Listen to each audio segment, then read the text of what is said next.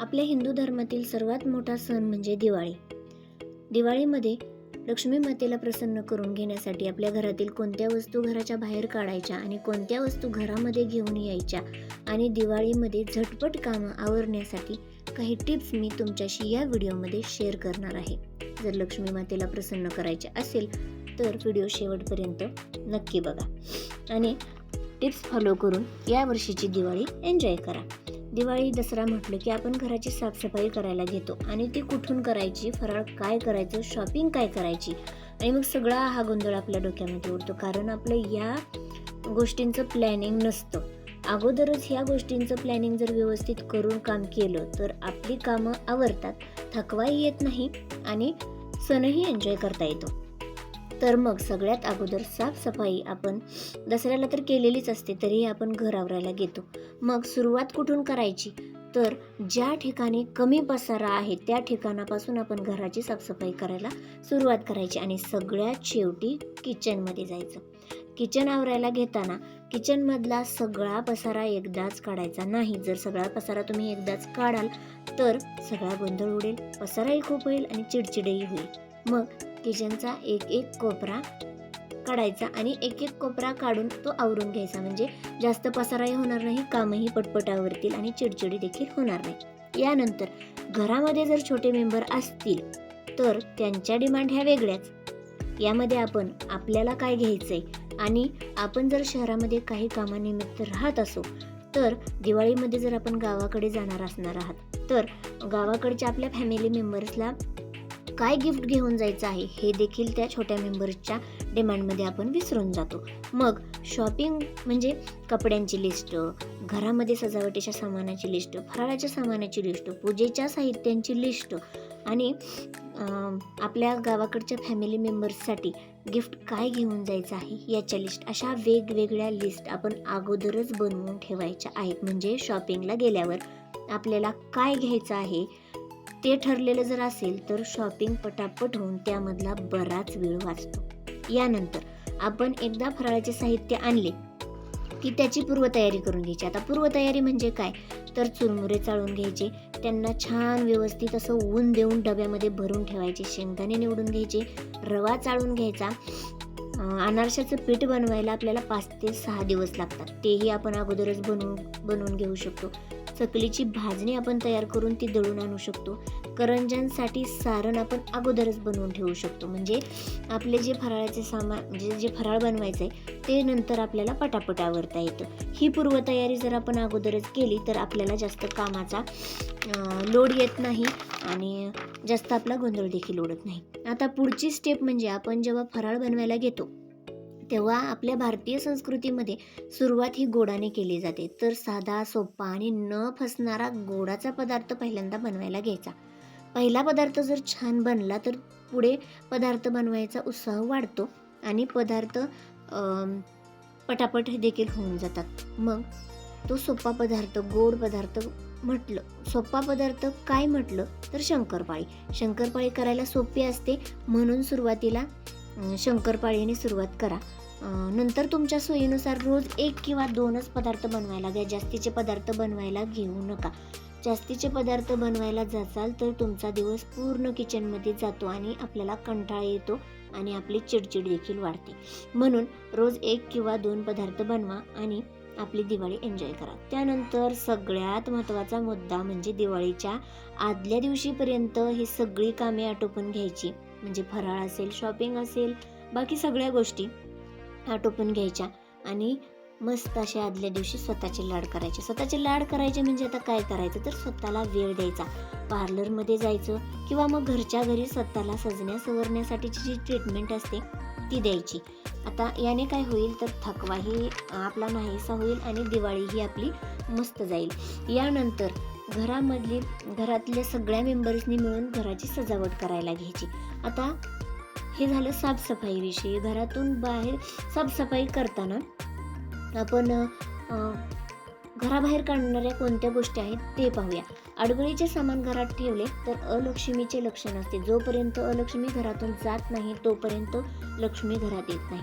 साफसफाईची सुरुवात जरा रिकाम्या ठिकाणापासून जर केली तर त्यामध्ये चिरलेले मोडलेले फर्निचर जर असेल तर ते रिपेअर करून घ्या किंवा घराबाहेर काढा. म्हणजे जर उदाहरणार्थ एखादा टिपॉय असेल, त्याची काच फुटलेली असेल किंवा पाय मोडलेला असेल, तर तो टिपॉय तुम्ही रिपेअर करून घ्या किंवा घराबाहेर काढा. नंतर आपल्या घराचा मेन दरवाजा असेल, कपाटाचा, टॉयलेटचा किंवा बाथरूमचा, हे दरवाजे उघडताना किंवा बंद करताना जर त्यातून आवाज येत असेल तर ते किरकिरीचे लक्षण मानले जाते. हे बंद करण्यासाठी दरवाजाच्या बिजागऱ्यांना तेल करा. आपले साधे खोबरेल तेल सोडले तरी चालेल, याने देखील तो आवाज बंद होतो. यानंतर चप्पल. आपल्याला सवय असते की माणूस एक आणि त्याच्या चपला अनेक. अगदी लहान बाळ जरी असेल तरी त्याला आपण चप्पल, बूट, सँडल अशा प्रकारच्या अनेक चपला घेतो. जर चप्पल तुटलेली असेल, बसत नसेल तर त्या चपला भंगारवाल्याला देऊन टाका. लहान बाळाच्या कमी वापरलेल्या चपला असतील तर त्या आपण दुसऱ्यांना देखील देऊ शकतो. तसंच कपड्यांच्या बाबतीत देखील आहे. मार्केटमध्ये नवीन फॅशन आली, नवीन साड्या आल्या की आपल्याला ते घ्यायचंच असतं. मग असं कपाट उघडलं की सगळे कपडे अंगावर पडले तरी चालतील आणि मग एक साडी किंवा ड्रेस आपण 2 ते 3 वेळा घालतो आणि कपाटात तसंच ठेवून देतो. तर तो आपल्याकडे आहे हे देखील थोड्या दिवसात आपण तो विसरून जातो. मग यावर्षी साफसफाई करताना मुलांचे असतील किंवा तुमचे स्वतःचे असतील तर ते कपडे तुम्ही अशी बाजूला काढा. जर ते कपडे फाटलेले नसतील, चांगल्या कंडिशनमध्ये असतील तर ते गरजू व्यक्तींना द्या. त्याने तुम्हाला आनंद देखील मिळेल आणि आपल्याला आशीर्वाद, पुण्य देखील मिळेल. त्यातूनच त्यांची गरजही भागली जाईल. फाटके कपडे देखील घरातून बाहेर काढा. यानंतर येते ते म्हणजे देवघर आणि किचन. यामध्ये आपल्याला आपला दिवसातला निम्मा वेळ किचनमध्ये आणि देवघरामध्ये जातो. बायकांसाठी तर हा हृदयाचा एक जणू कोपराच बनलेला असतो. तर देवघरामध्ये जास्त देवांची गजागज अशी गर्दी करू नका. आपल्याकडे सवय असते की कोणत्याही देवाला गेलो तरी तिथून एखादी मूर्ती किंवा फोटो घेऊन यायचा आणि मग देवघरामध्ये गर्दी होते. जर आपल्या देवघरामध्ये जास्त देवाचे फोटो असतील, त्यातून एखादा फोटो जर खराब झालेला असेल, एखाद्या मूर्तीची कडाबिडा जर चिरलेली असेल तर अशा मूर्त्या आणि फोटो तुम्ही बाजूला काढून ठेवा. मंदिरातली गर्दी कमी करा. आता विषय येतो किचनचा. आता मधून एखादी गोष्ट जर आपण घेऊन आलो तर त्याला खूप छान असे डबे मिळतात, भरण्या मिळतात. तर बायकांची एक वाईट सवय असते बघा, की ती म्हणजे होईल कशाला तरी असं म्हणून ती किचनमध्ये साठवून ठेवायची. तर अशा खूप साऱ्या भरण्या, डबे आपण विनाकारण किचनमध्ये जमा करून ठेवतो आणि त्याने अडगळ वाढते.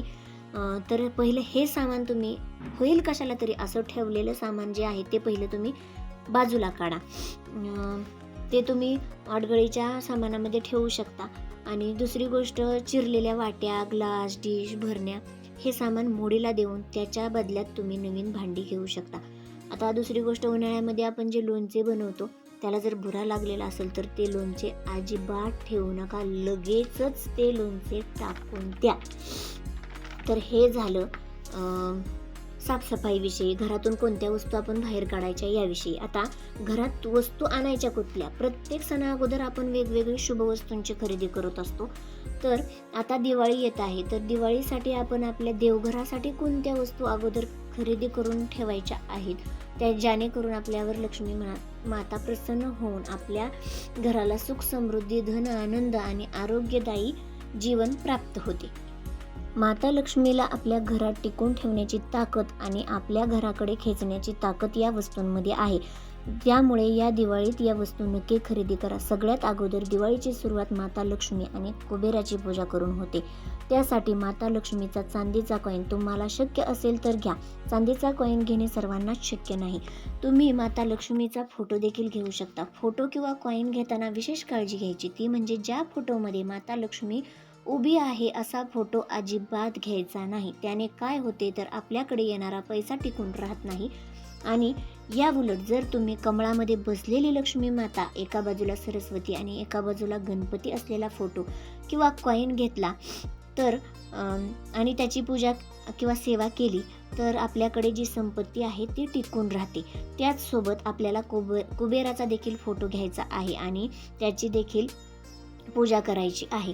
त्याचबरोबर आपल्याला पिवळ्या कवड्यांची देखील खरेदी या दिवाळीत करायची आहे. पिवळ्या कवड्या लक्ष्मी मातेला आकर्षित करतात, म्हणून आपल्याला पिवळ्या कवड्यांची देखील पूजा करायची आहे.